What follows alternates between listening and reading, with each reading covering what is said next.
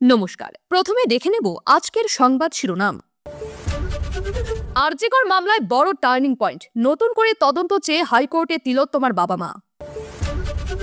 আম্বেদকর বিতর্কের মাঝে রাহুল গান্ধীর ধাক্কায় মাথা ফাটল বিজেপি সাংসদের, লোকসভায় ধুমধুমার কাণ্ড। ভারতে থাকবে রামকৃষ্ণের পরম্পরা, মুছে যাবে বাবর, বিধানসভায় দাবি যোগীর। মেমারিতে মহিলা গাঁজা কারবারির বাড়িতে নোটের পাহাড়, বাজেয়াপ্ত নগদ 41 লক্ষ টাকা। গেটওয়ে অফ ইন্ডিয়ার কাছে লঞ্চ ডুবিতে শোক প্রকাশ প্রধানমন্ত্রী মোদীর, ঘোষণা আর্থিক সাহায্যের। যোগ্য অযোগ্য পৃথকীকরণ করা সম্ভব, 26,000 চাকরি বাতিল মামলায় সুপ্রিম কোর্টকে জানাল রাজ্য। আইএমএর রাজ্য শাখার সম্পাদক পদে ফিরলেন শান্তনু সেন, গণনায় বিশৃঙ্খলা এড়াতে নজিরবিহীন বাউন্সার নিয়োগ।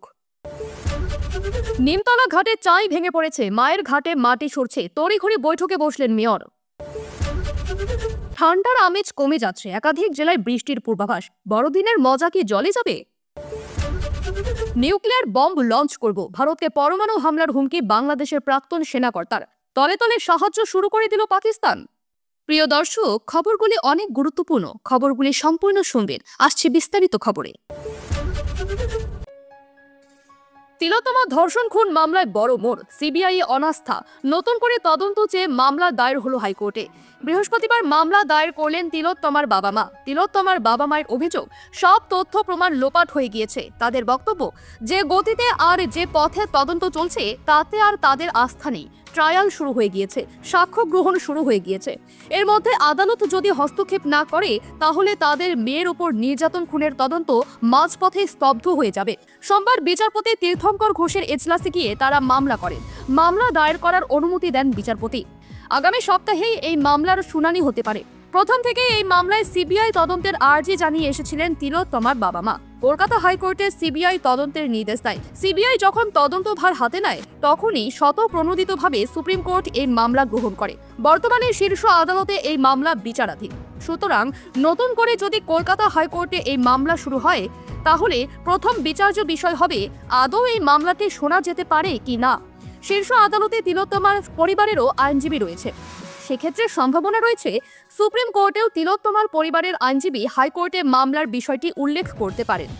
ঘটনার কয়েকদিনের মধ্যেই সিবিআই এই তদন্তভার হাতে নেয়। কয়েক মাস হয়েছে সিবিআই তদন্ত করছে, কিন্তু এরই মধ্যে সিবিআই তদন্তের বিভিন্ন দিক থেকে গাফিলতি নিয়ে প্রশ্ন উঠতে শুরু করেছে। আর এই বিষয়টি আরও জোরালো হয়ে উঠেছে যখন 90 দিনের মধ্যে সিবিআই চার্জশিট দিতে না পারায় অন্যতম অভিযুক্ত আরজিকরের প্রাক্তন অধ্যক্ষ সন্দীপ ঘোষ ও টালা থানার প্রাক্তন ওসি অভিজিৎ মণ্ডলের জামিন হয়ে যায়। অসন্তোষে ফেটে পড়েন আন্দোলনকারীরা। সিবিআই যে ঠিকমতো তদন্ত করছে না এই জামিনই তার প্রমাণ বলে আগেই জানিয়েছিলেন তিলোত্তমার বাবা মা। এবার এই অনাস্থা জানিয়ে হাইকোর্টের দ্বারস্থ তিলোত্তমার বাবা মা। আম্বেদকর ইস্যুতে উত্তাল সংসদ, তর্ক কিংবা বিতর্ক নয়, সরাসরি সংঘাত, অশান্তির আঁচ পৌর সংসদে। কংগ্রেস বিজেপি সাংসদের ধাক্কাধাক্কির মাঝে মাথা ফাটল বিজেপি সাংসদ প্রতাপ ষড়ঙ্গীর। রাহুল গান্ধীর বিরুদ্ধে ধাক্কা মারার অভিযোগ আনেন বিজেপি সাংসদ। পাল্টা থেমে থাকেননি কংগ্রেস সাংসদরাও। মল্লিকার্জুন খড়গে ও প্রিয়াঙ্কা গান্ধীকে ধাক্কা মারা হয়েছে বলে বিজেপির বিরুদ্ধে অভিযোগ তোলে বিরোধী শিবির। অবশ্য বিজেপি নেতার অভিযোগ নিয়ে মুখ খুললেননি রাহুল গান্ধী। এদিন তিনি বলেন, সংসদের মধ্যে প্রবেশের অধিকার ও অনুমতি আমাদের রয়েছে, কিন্তু বিজেপির সাংসদরা ক্রমাগত সংসদে ঢুকতে আমাদের বাধা দিচ্ছিল, এমনকি আমাকে হুমকি হুঁশিয়ারিও দেওয়া হয়েছিল। জানা যায়, এদিন কংগ্রেস সংসদীয় কমিটি বৈঠকের পরেই উত্তেজনার সূত্রপাত। বৈঠক শেষে রাহুল গান্ধী ও প্রিয়াঙ্কা গান্ধীর নেতৃত্বে মিছিল করেন অন্যান্য কংগ্রেস সাংসদরা। সংসদের প্রবেশদ্বারের সামনে দাঁড়িয়ে চলে প্রতিবাদ। সেই ফাঁকেই রাহুল গান্ধী সংসদের মধ্যে প্রবেশ করতে গেলে তাকে বাধা দেন বিজেপি সাংসদরা, এমনটাই অভিযোগ লোকসভার বিরোধী দলনেতার। বেশ কয়েকদিন ধরেই আম্বেদকর ইস্যুতে উত্তাল রয়েছে সংসদ। বিতর্ক ছড়িয়ে পড়েছে দুই কক্ষেই। মঙ্গলবার সন্ধ্যায় রাজ্যসভায় সংবিধানের 75 বছর নিয়ে বিতর্কের শেষে জবাবি বক্তৃতায় অমিত শাহ বলেন, এখন একটা ফ্যাশন হয়েছে আম্বেদকর, এতবার ভগবানের নাম নিলে 7 জন্ম পর্যন্ত স্বর্গলাভ হতো। স্বরাষ্ট্রমন্ত্রীর এহেন মন্তব্যের পর থেকেই শুরু হয়েছে রাজনৈতিক চর্চা। পারদ চড়িয়ে বিক্ষোভ প্রতিবাদের পথে নেমেছে বিরোধীরা। ইস্তফা থেকে ক্ষমা শাহের নানাভাবেই তীর ছুঁড়েছে বিরোধী শিবির। অবশ্য এসবের ফাঁকে শাহকে এক প্রকার আগলে রেখেছেন মোদী, মত একাংশের। প্রিয় দর্শক, আপনি কোন জেলা থেকে আমাদের ভিডিওটি দেখছেন কমেন্ট করে জানাবেন। আজকের ভিডিওতে 400 লাইক ও 100 সাবস্ক্রাইবার টার্গেট করছি। যদি এখনো সাবস্ক্রাইব না করে থাকেন দয়া করে এক্ষুনি সাবস্ক্রাইব করে নিন এবং নিয়মিত আপডেট পেতে আমাদের চ্যানেলটি ফলো করুন। ফিরে আসছি পরবর্তী খবরে। ভারত ভূমে রয়ে যাবে ভগবান রামকৃষ্ণ এবং গৌতম বুদ্ধের আদর্শ তথা পরম্পরা, আর মুছে যাবে বাবর এবং ঔরঙ্গজেবের উত্তরাধিকার। বিধানসভায় দাঁড়িয়ে এই মন্তব্য করলেন উত্তরপ্রদেশের মুখ্যমন্ত্রী যোগী আদিত্যনাথ। মুসলিম অধ্যুষিত এলাকার উপর দিয়ে হিন্দুদের ধর্মীয় শোভাযাত্রা যাওয়ার সময় বা হিন্দুদের শোভাযাত্রা চলাকালীন ধর্মীয় স্লোগান দেওয়া হলে তা সাম্প্রদায়িক হিংসার সূত্রপাত করতে পারে, এলাকায় অশান্তি ছড়িয়ে পড়তে পারে। সেই আলোচনার প্রেক্ষিতেই এমন মন্তব্য করেন বিজেপির হিন্দুত্বের পোস্টার বয়।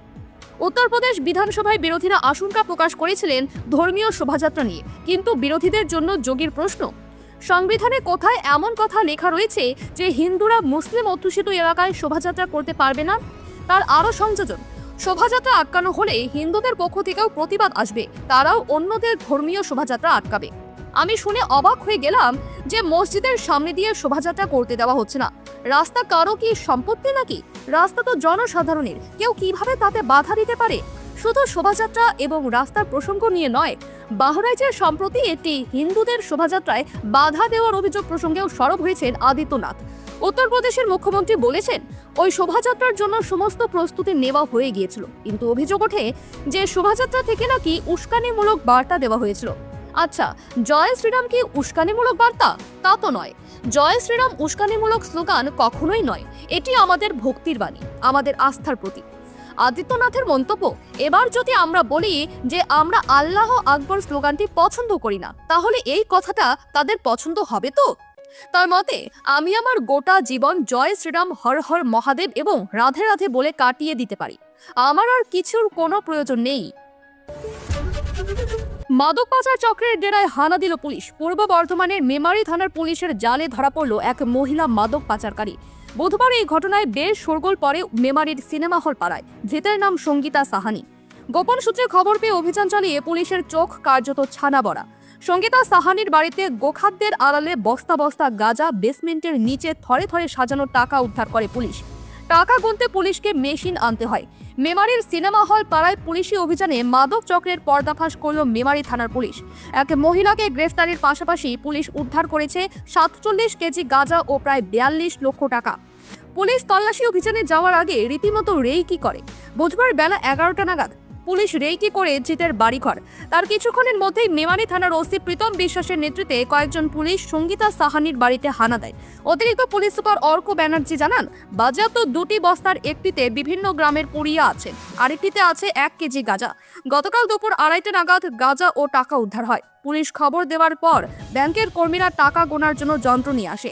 একটি কালো রঙের ব্যাগে 500 থেকে 20 টাকা প্রচুর নোট পর্যন্ত রাখা ছিল। এই চক্রে আরো কেউ জড়িত থাকার সম্ভাবনা রয়েছে। আর কোথা থেকে গাঁজা আসতো, কোথায় বিক্রি করা হতো, বিস্তারিত তদন্ত চলছে। বৃহস্পতিবার ধৃতকে বর্ধমান আদালতে পেশ করা হবে। মুম্বাইয়ের গেটওয়ে অফ ইন্ডিয়ার কাছে লঞ্চ ডুবিতে মৃত্যু হয়েছে 13 জনের, গুরুতর আহত বেশ কয়েকজন। এই ঘটনায় শোক প্রকাশ করে আর্থিক সাহায্য ঘোষণা করেছেন প্রধানমন্ত্রী নরেন্দ্র মোদী। মৃতের পরিবার পিছু 2 লক্ষ ও জখমদের 50,000 টাকা করে দেওয়ার কথা জানিয়েছেন তিনি। নৌসেনার একটি স্পিড বোট নিয়ন্ত্রণ হারিয়ে লঞ্চে ধাক্কা মারায় এই ঘটনাটি ঘটে। এই দুর্ঘটনার তদন্তে নিরাপত্তায় গাফিলতির বড়সড় অভিযোগ উঠেছে। ইতিমধ্যেই ওই স্পিড বোট চালকের বিরুদ্ধে মামলা দায়ের করেছে মুম্বাই পুলিশ।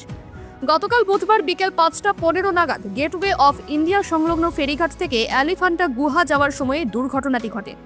দুর্ঘটনার একটি ভিডিও ভাইরাল হয় সোশ্যাল মিডিয়ায়। সেখানে দেখা গিয়েছে তীব্র গতিতে ছুটে আসা স্পিডবোট নিয়ন্ত্রণ হারিয়ে ধাক্কা মারছে নীলকমল নামে ওই লঞ্চে। এরপরই কাত হয়ে জলে ডুবে যায় 110 জন যাত্রী সহ লঞ্চটি। মৃত্যু হয় 13 জনের। ঘটনায় শোক প্রকাশ করেন মোদী। মৃতদের পরিবারের প্রতি সমবেদনা জানানোর পাশাপাশি আহতদের আরোগ্য কামনা করেন তিনি। এদিন রাতেই প্রধানমন্ত্রীর দফতর থেকে জানানো হয়, মৃতের পরিবার পিছু 2 লক্ষ ও জখমদের 50,000 টাকা আর্থিক সাহায্য করা হবে। এই দুর্ঘটনার পর নৌসেনা জানায়, স্পিডবোটের ইঞ্জিনে গোলমালের জেরে দুর্ঘটনাটি ঘটেছে। জানা গিয়েছে, লঞ্চটি ডুবে যাওয়ার পর নৌসেনার 11টি বোট এবং উপকূলরক্ষী বাহিনীর সাহায্যে দুর্ঘটনাগ্রস্ত লঞ্চ স্থানীয় মাছ ধরার লঞ্চ যাত্রীদের উদ্ধার কাজে নামে। পরে 4টি হেলিকপ্টারও উদ্ধারে যোগ দেয়। প্রসঙ্গত, আরব সাগরের বুকে এলিফ্যান্টা দ্বীপে রয়েছে একাধিক পাহাড়ি গুহা। যা মুম্বাইয়ের অন্যতম জনপ্রিয় পর্যটন স্থল।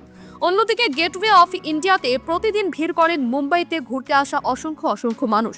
এছাড়া স্থানীয়রাও কর্মসূত্রে গেটওয়ে ইন্ডিয়ার ফেরিঘাট থেকে লঞ্চে চেপে এলিফ্যান্টা দ্বীপে যান। এসএসসি নিয়োগ দুর্নীতি মামলায় 26,000 শিক্ষকের ভাগ্য নির্ধারণ। বৃহস্পতিবার সুপ্রিম কোর্টে প্রধান বিচারপতি সঞ্জীব খান্না ও বিচারপতি সঞ্জয় কুমারের ডিভিশন বেঞ্চে চাকরি বাতিল মামলার শুনানির শুরুতেই বেনিয়মের অভিযোগ স্বীকার করে নিয়েছে রাজ্য। এদিনের শুনানিতে সবথেকে গুরুত্বপূর্ণ বিষয় হলো যোগ্য অযোগ্য পৃথকীকরণ করা সম্ভব কিনা। শুনানিতে সেই বিষয়টিতেই জোর দেন প্রধান বিচারপতি। সিবিআইয়ের রিপোর্টে 5,000-এরও বেশি নিয়োগে যে দুর্নীতি রয়েছে তা স্বীকার করে নিয়েছে রাজ্য। রাজ্যের তরফে আইনজীবী রাকেশ দ্বিবেদী শুনানিতে এও জানিয়েছেন যে বেনিয়মগুলো হয়েছে তাতে রাজ্যের ক্যাবিনেট সেগুলিতে প্রোটেক্ট করার চেষ্টা করেছে। প্রধান বিচারপতি তখন প্রশ্ন করেন, পৃথকীকরণ কি করা সম্ভব, অর্থাৎ যোগ্য অযোগ্যদের কি আলাদা করা সম্ভব? রাজ্যের আইনজীবী জানান, রাজ্য সরকার সেটাই করতে চেয়েছে, কারণ সিবিআই একাধিক তথ্য জমা করেছে। এসএসসির তরফে আইনজীবী জয়দীপ ঘোষও জানিয়েছেন পৃথকীকরণ সম্ভব, কিন্তু প্রশ্ন হচ্ছে এতদিন কেন পৃথকীকরণ হলো না। এসএসসির উদ্দেশ্যে প্রধান বিচারপতির প্রশ্ন করেন, আমাকে বোঝান কেন হাইকোর্ট বলল অর্থাৎ যোগ্য অযোগ্য আলাদা করা সম্ভব নয়। গ্রুপ সি, গ্রুপ ডি, একাদশ দ্বাদশ শ্রেণীতে শিক্ষক নিয়োগের ক্ষেত্রে যে পরিমাণ দুর্নীতি হয়েছে সেই সংখ্যাটা শুনে চমকে ওঠেন প্রধান বিচারপতি। ইন্ডিয়ান মেডিকেল অ্যাসোসিয়েশনের অর্থাৎ আইএমএ রাজ্য শাখার সম্পাদক পদে পুনরায় নির্বাচিত হলেন ডাক্তার শান্তনু সেন। এই নিয়ে টানা সপ্তমবার রাজ্য সম্পাদক নির্বাচিত হলেন শান্তনু সেন। এবারের নির্বাচনে 430টি ভোট পেয়েছেন তিনি। ওই পদের জন্য শান্তনু সেন ছাড়াও দুজন প্রতিদ্বন্দ্বী ছিলেন। ডাক্তার সুকান্ত চক্রবর্তী পেয়েছেন 116টি ভোট এবং আরেক পদপ্রার্থী পেয়েছেন 26টি ভোট। গণনাকে কেন্দ্র করে বিশৃঙ্খল পরিস্থিতি এড়াতে নিয়োগ করা হয় বাউন্সার, তাদের উপস্থিতিতেই গণনা করা হয়। 12 বছর আইএমএর রাজ্য সম্পাদক পদে ছিলেন শান্তনু। তবে সাম্প্রতিক ঘটনাবলীর প্রেক্ষিতে চিকিৎসকদের সংগঠনের রাজনৈতিক নেতাদের থাকা উচিত নয় বিবেচনা করে এবারের ভোটে না লড়ার সিদ্ধান্ত নিয়েছিলেন তিনি। সে কথা ঘোষণাও করে দিয়েছিলেন, কিন্তু হঠাৎই সিদ্ধান্ত বদল করেন তৃণমূলের এই চিকিৎসক নেতা। যে পদে ছিলেন সেই রাজ্য সম্পাদক পদেই মনোনয়ন জমা দেন রাজ্যসভার প্রাক্তন সাংসদ। ইন্ডিয়ার মেডিকেল অ্যাসোসিয়েশনের পাশাপাশি রাজ্য সরকার মনোনীত সদস্য হিসেবে মেডিকেল কাউন্সিলেও ছিলেন শান্তনু। সম্প্রতি সেই পদ থেকে তাকে সরিয়ে দেওয়া হয়। সূত্রের খবর, রাজ্যের তরফেই এই তৃণমূল নেতাকে অপসারণের সুপারিশ করা হয়। সেই সুপারিশ মেনে নিয়েছে কাউন্সিল। বর্তমানে রাজ্যের কোনো সরকারি হাসপাতালের রোগী কল্যাণ সমিতির পদেও নেই শান্তনু। সম্প্রতি রাজ্যের 24টি মেডিকেল কলেজের রোগী কল্যাণ সমিতির সরকারি প্রতিনিধিদের নাম ঘোষণা করেছে স্বাস্থ্য দফতর। সেই তালিকাতেও জায়গা পাননি তৃণমূলের চিকিৎসক নেতা। এই আবহে বুধবার ফের আইএমএর রাজ্য শাখায় সম্পাদক পদে পুনরায় ফিরলেন শান্তনু। কলকাতার গঙ্গা সংলগ্ন এলাকাগুলিতে ভাঙন দেখা দিয়েছে, যা নিয়ে চিন্তিত মেয়র ফিরহাদ হাকিম।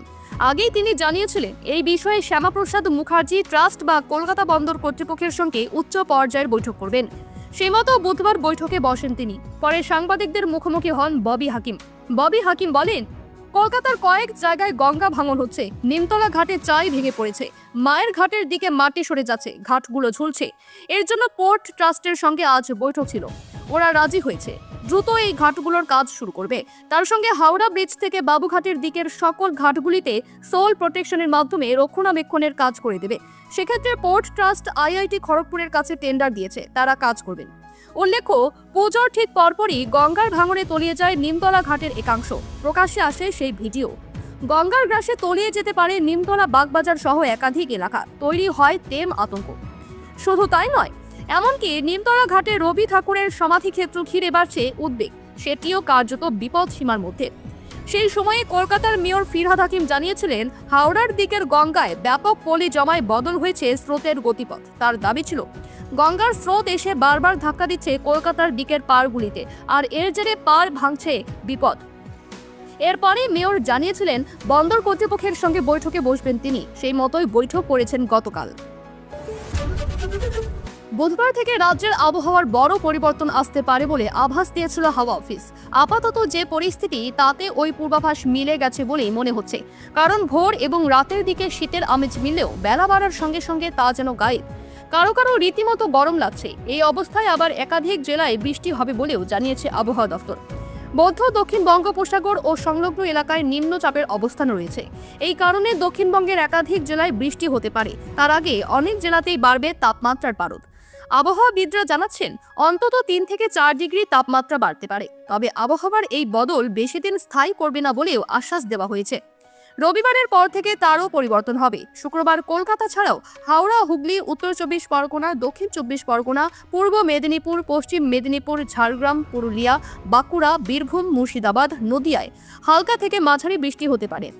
একইভাবে শনিবারও এই সব জেলায় ভাসার সম্ভাবনা প্রবল। তবে কোথাও ভারী বৃষ্টির হওয়ার কোনো আভাস দেওয়া হয়নি।